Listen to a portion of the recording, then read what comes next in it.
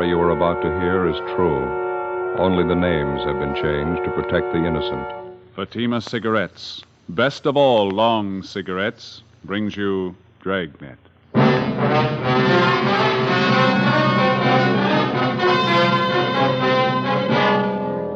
You're a detective sergeant. You're assigned to homicide detail. A potential killer is on the loose in your city. He's robbed 6 people. For no reason at all, he beats his victims senseless.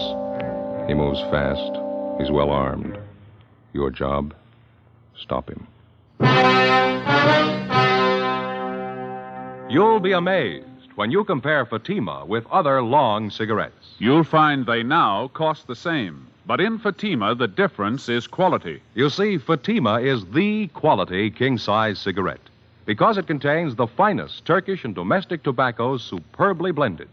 And Fatima is extra mild, with a much different, much better flavor and aroma than any other long cigarette. So compare Fatima yourself. Fatimas now cost the same as other long cigarettes, but your first puff will tell you... Ah, that's different. Yes, in Fatima, the difference is quality. Ask your dealer for Fatima, the quality king-size cigarette. Best of all long cigarettes. Start enjoying Fatima for a new year of greater smoking enjoyment.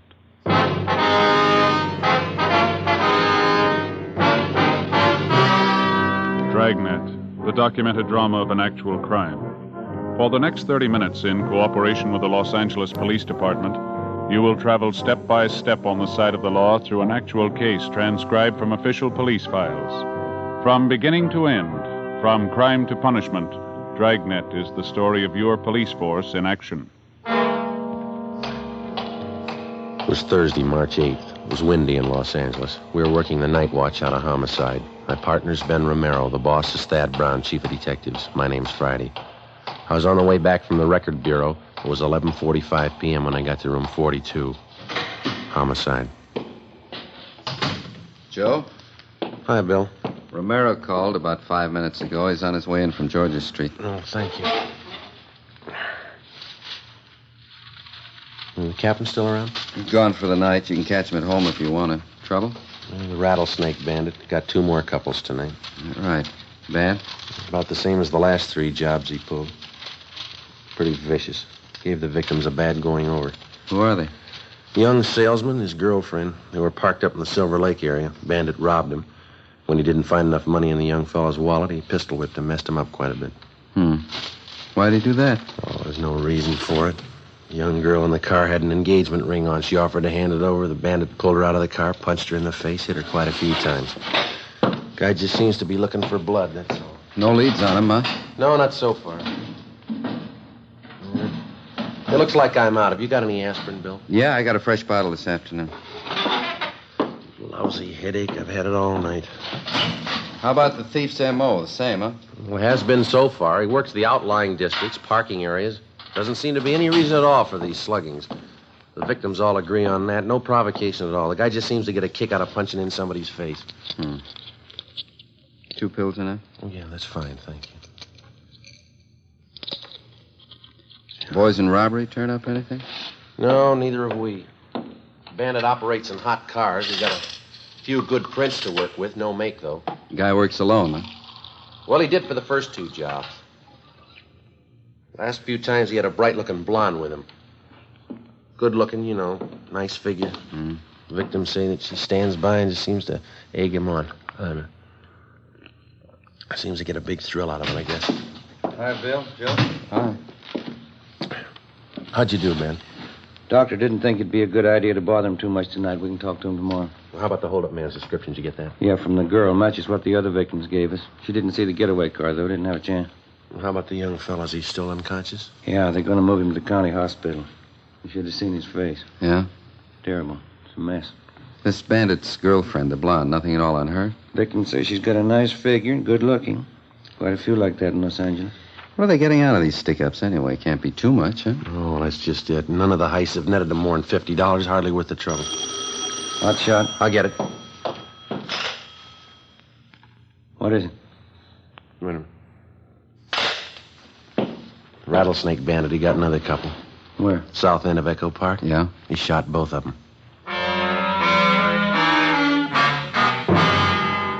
Together with Cummings and McCready from Homicide, Ben and I drove to the scene of the holdup and shooting in the Echo Park area.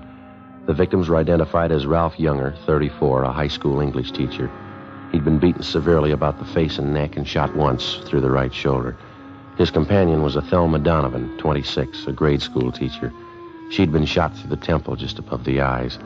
She was still alive, but in a critical condition. We questioned Ralph Younger briefly before he was removed by ambulance to the Georgia Street Receiving Hospital. His description of the holdup man tallied exactly with that of the rattlesnake bandit. He also gave us the description and license number of the getaway car. We got out a broadcast and an APB. A routine check of the area failed to turn up any leads. 11 a.m. the next morning, Ralph Younger told us the story from his hospital bed. I was teaching Thelma how to drive, Sergeant. We were going along that side street when the sedan pulled up, forced us over to the curb. And your friend, Miss Donovan, was sitting in the driver's seat then? That's right. I got out on my side and started over to ask this fellow what he was doing, crowding us like that. He rushed up to me and started slugging me in the face with his gun. I went down. Mm-hmm. Well, what did Miss Donovan do?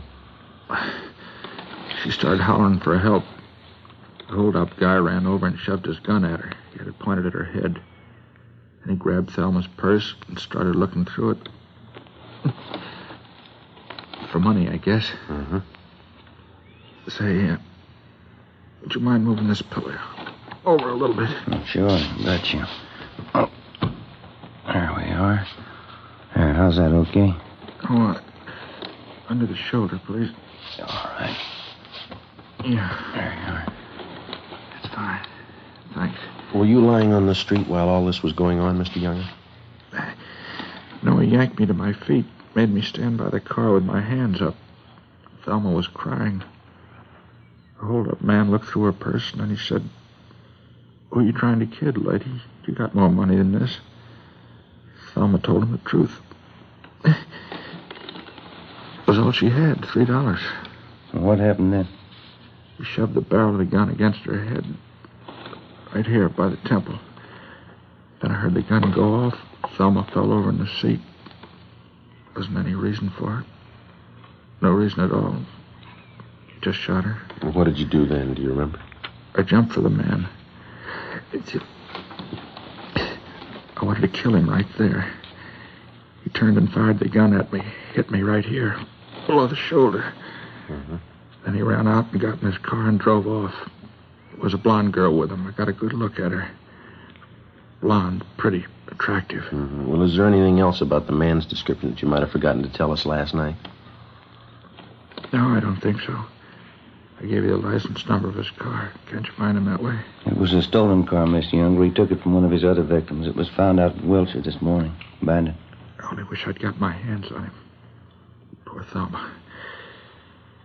How is she, do you know? Well, there's no late report. Maybe you better check with the doctor, huh? Yeah. Hey, before you go, would you mind ringing this button here? It's for the nurse. The shoulder's giving me trouble again. Yeah, okay. Well, thanks very much, Younger. Sure hope that shoulder of yours gets better. I hope so. Goodbye. We'll be checking with you later on. Yeah, okay. Come on, Ben.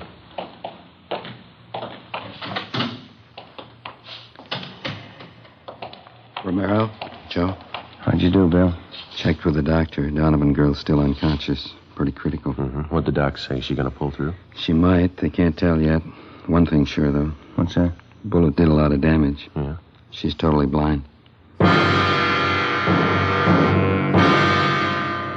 4 days before a bullet from the hold-up gun had blinded schoolteacher Thelma Donovan for life, the rattlesnake bandit and his blonde girlfriend were unknown to the city of Los Angeles. In the space of little more than 96 hours, they'd robbed and slugged a dozen people from one end of the city to the other. In every case, the attacks were just about as brutal and vicious as they were unprovoked. The amount of money taken from each victim was negligible. The only apparent conclusion was that the bandit and his girlfriend were out for blood. That night, despite a citywide alert to all radio cars and patrolmen, the suspects robbed and slugged two more couples between the hours of 10 p.m. and midnight. Between midnight and 1:30 a.m., They got 2 more victims. 2:30 a.m. Ben and I got back to the city hall, the carpool. 118 Sixton Spring. 118 Sixton Spring. Keep the officer holding your Looks like a place over there, huh? Mm-hmm. Wonder how McCready and Cummings made out. I hope they got more than we have. Yeah. Yeah, this is good right here. Want to get the radio, Joe? Yeah, fine. Let's go. Doggone it. I knew I forgot something. What's that? Cigarettes. You got any left? I don't think so. Old pack is all. No, there's one left in here. No, it's all right. I can't take your last smoke. Oh, go ahead. There's a machine upstairs by the elevator. I'll get some. All right.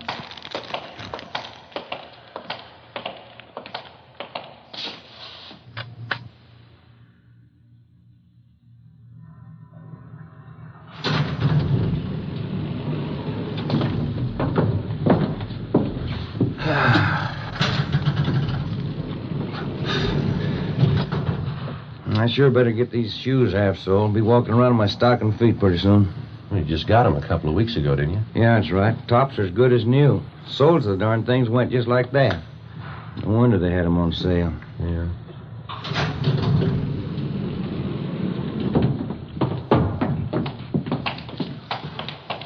In just a minute, I want to get those smokes. Oh, yeah.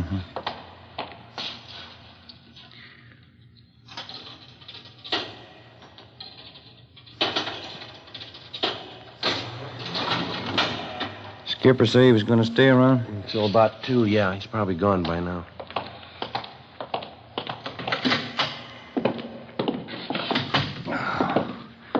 It's a long day. Anything in the book? Just a minute. Yeah, your wife called. I want you to get a refill on that prescription for your little boy. Oh, Hiya.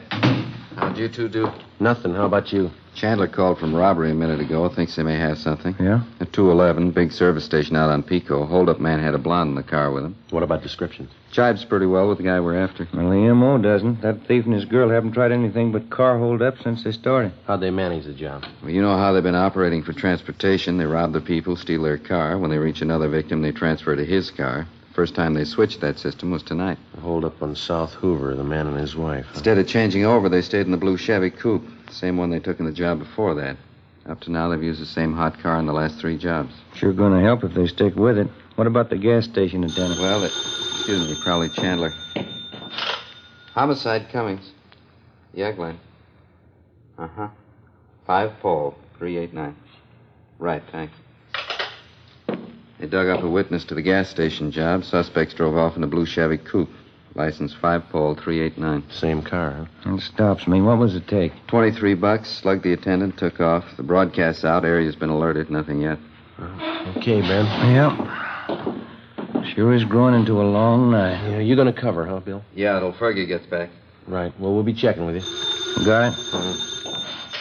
Homicide Romero. Yeah. How's that? Yeah, right, thanks. Drugstore in South Fig, 211, slugging. Blonde girl drove the escape car. Yeah? 5 Paul, 389.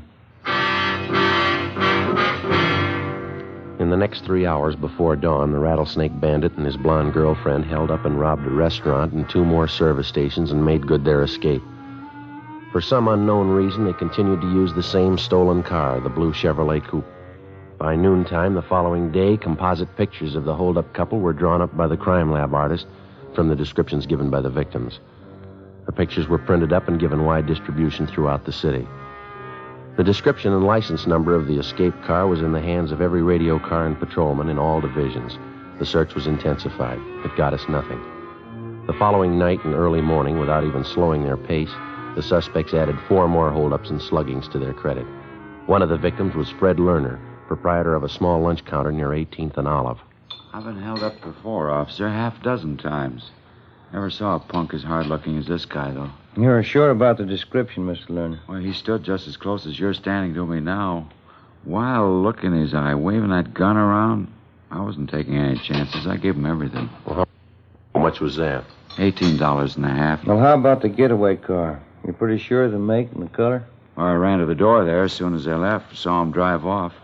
There's a license, just as I wrote it down. It's 5P389. I saw the whole thing. Sure surprised Lois would tie up with a punk like him. Lois? Who's that?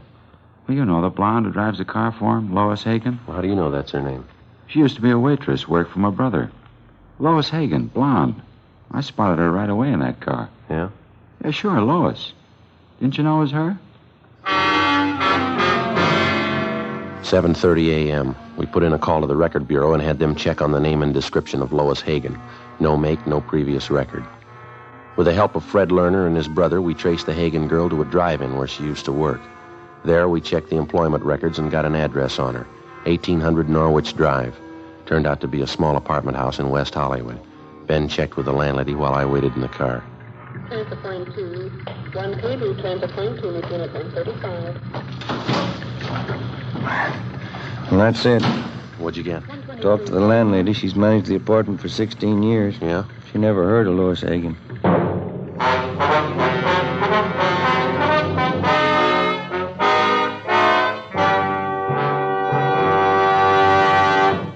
You are listening to Dragnet, authentic stories of your police force in action. And now, here's an authentic report from Fatima Cigarettes. 1949. Fatima more than doubled its smokers coast to coast. 1950. Another record-breaking year, with more long cigarette smokers insisting on Fatima quality than ever before. In 1951, enjoy Fatima quality yourself. Yes, friends, in Fatima, the difference is quality. Quality of tobaccos, the finest Turkish and domestic varieties, extra mild and superbly blended, to give you a much different, much better flavor and aroma. Quality of manufacture. Smooth, plump cigarettes rolled in the finest paper money can buy. Quality, even to the appearance of the bright, clean, golden yellow package, carefully wrapped and sealed to bring you Fatima's rich, fresh, extra mild flavor. Compare Fatima yourself. Fatimas now cost the same as other long cigarettes, but your first puff will tell you, Ah, that's different. Yes, in Fatima, the difference is quality. Start enjoying Fatima for a new year of greater smoking enjoyment. Insist on Fatima, the quality king-size cigarette. Best of all long cigarettes.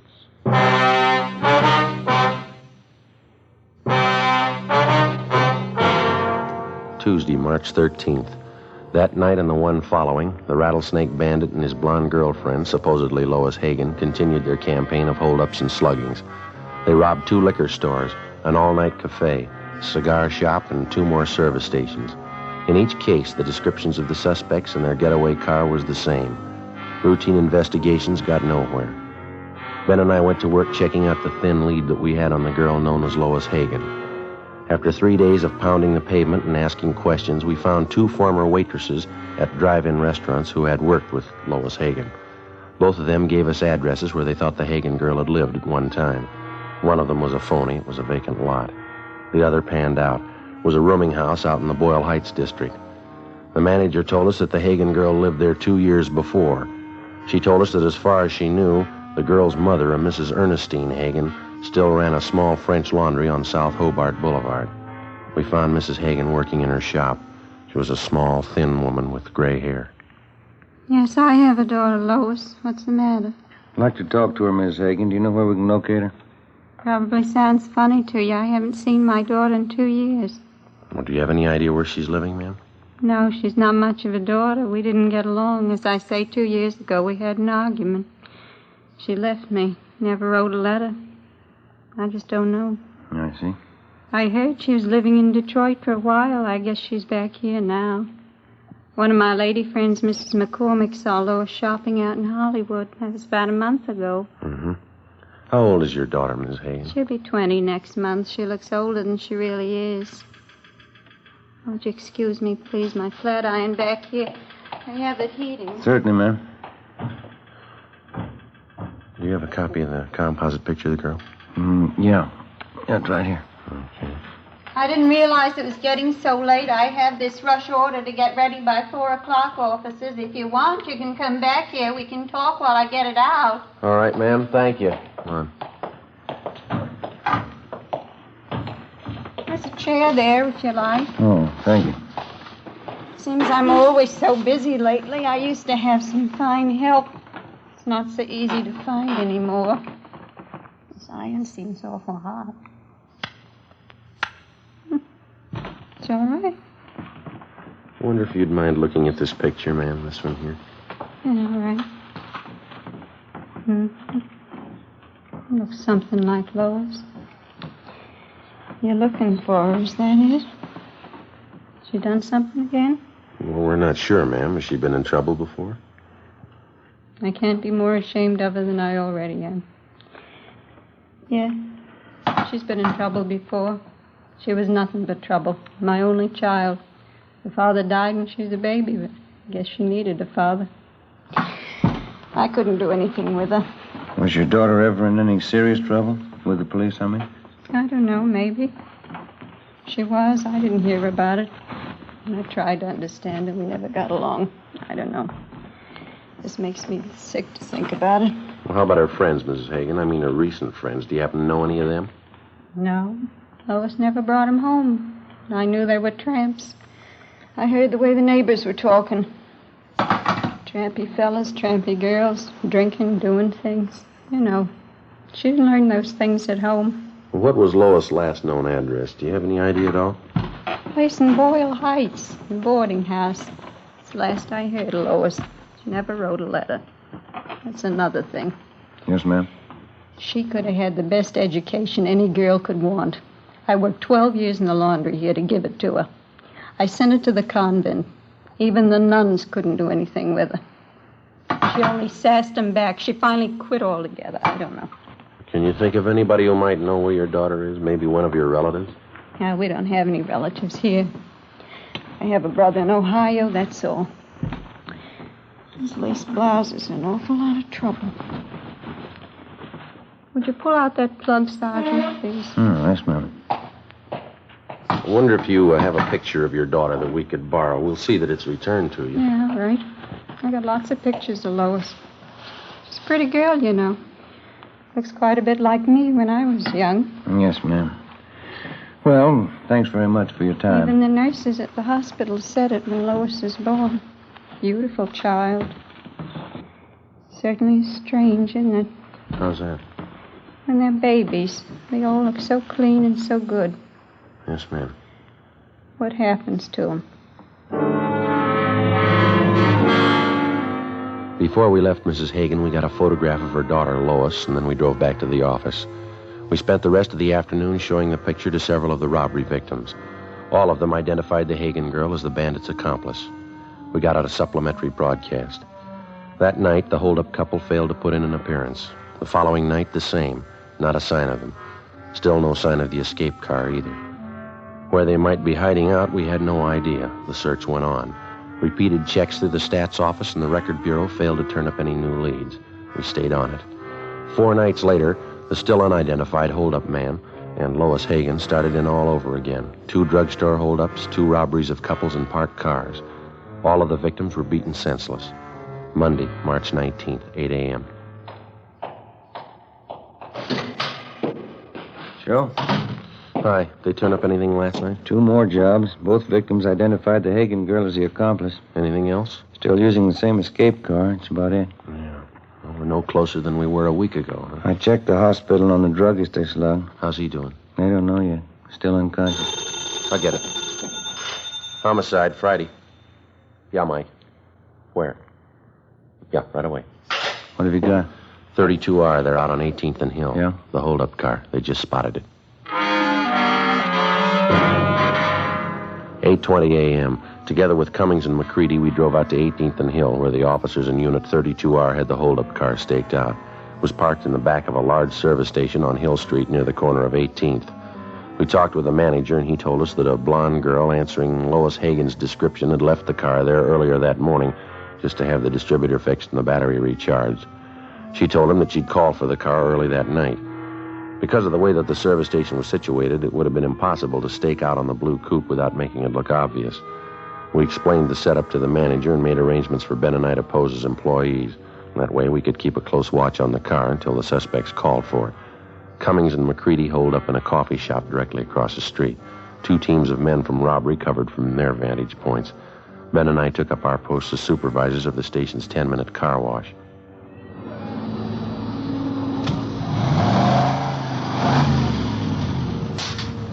They sure do a great business here, huh? Yeah. You mentioned to the manager about keeping the area clear around that car, didn't you? Yeah, it's all set up. We're not going to have an excuse in the world if we miss those two. Yeah, if they show up. What are we supposed to do now? Pull these tickets off the cars as they move off the wash line? Yeah, that's all.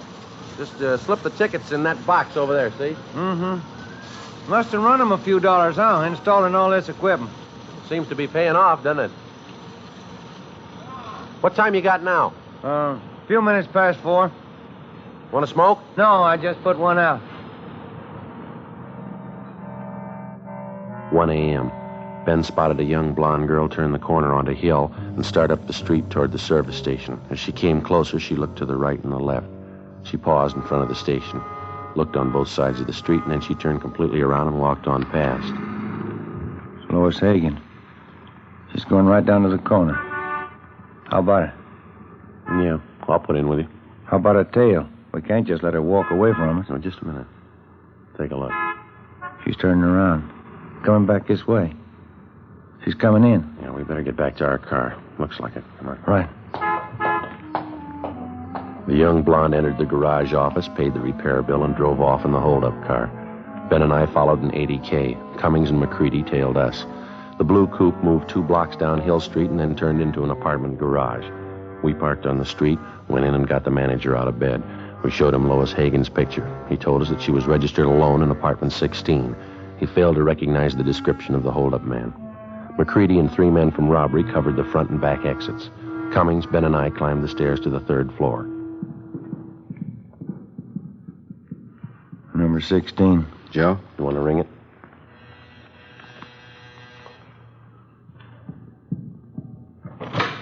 Yeah? Sorry, ma'am.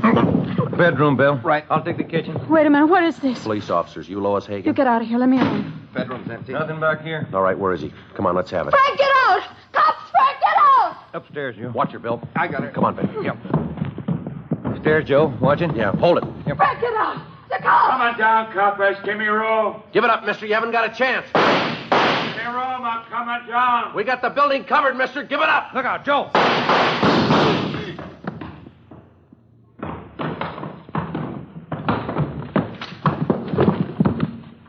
I'll get his gun. How is he? Dead. Joe, Ben, you all right? Yeah, Bill. You want to take the girl downstairs? Let me see him, please. Frank? Frank? All right, lady. Didn't have to happen. I tried to tell him, get away. He wouldn't listen, never listened. Let's go. We were married yesterday. You didn't know that, did you? Just married. Yeah. Married 2 days. Yeah, well, the honeymoon's over. Come on, lady. The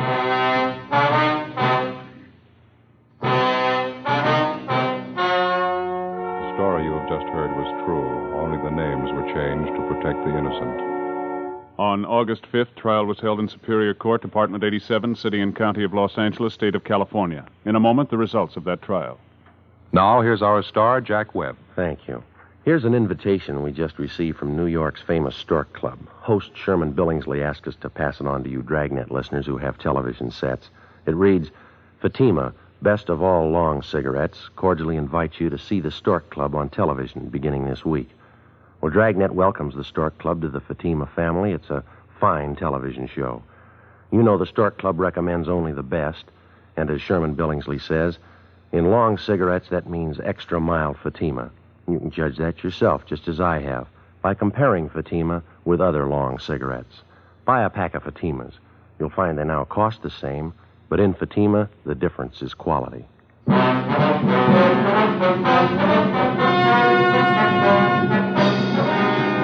The body of the dead hold-up man was identified as that of Frank Ralston Kilbride. His accomplice, Lois Hagen, was tried and convicted on 6 counts of armed robbery and assault with a deadly weapon. She received sentences as prescribed by law and is now serving her term in the state penitentiary for women.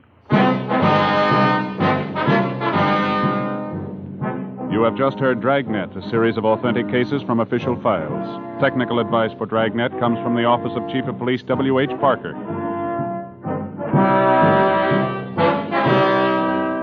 Fatima Cigarettes has brought you Dragnet, portions transcribed from Los Angeles. We the People is next on NBC.